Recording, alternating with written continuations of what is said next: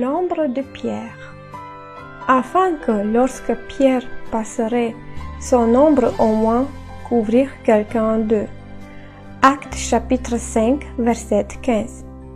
Que peut nous enseigner ce terme inspiré, l'ombre de Pierre?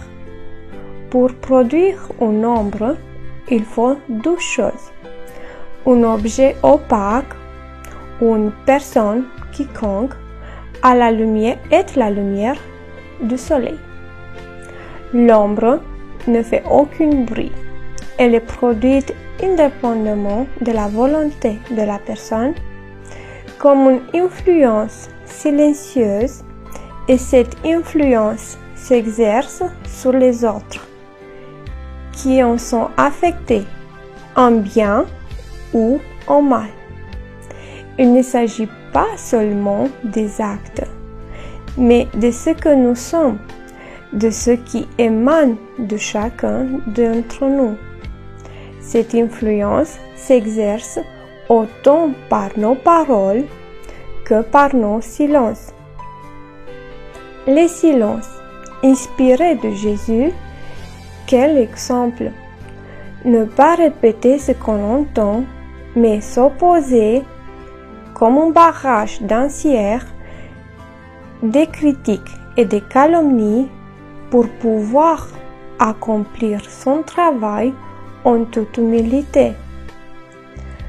Dans un esprit de grâce et de renoncement, ne pas se plaindre au milieu de la lutte, des difficultés et des épreuves, mais être rempli d'amour et de la paix.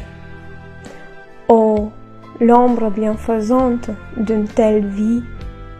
Si parmi les membres de notre famille et devant le grand public que se projettent nos ombres, ces ombres qui le sont leur empreinte spirituelle et bénie, ces exemples qui sont suivis par des autres et qui se répercutent à l'infini.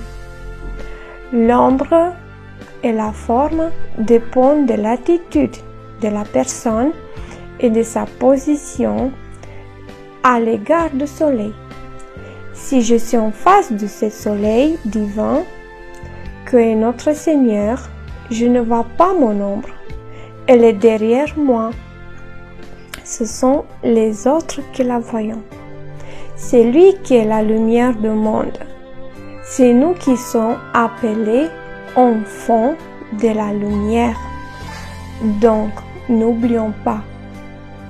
Si notre attitude devant le Seigneur est juste, si nous sommes en communion avec lui, obéissant à sa volonté, notre ombre bienfaisante se projettera en grâce, en secours, en paix et en exemple pour les autres. Et un jour, devant lui, dans la gloire, nous apprendrons tous les effets d'influence silencieuse et puissance que nous avons exercés sur les autres.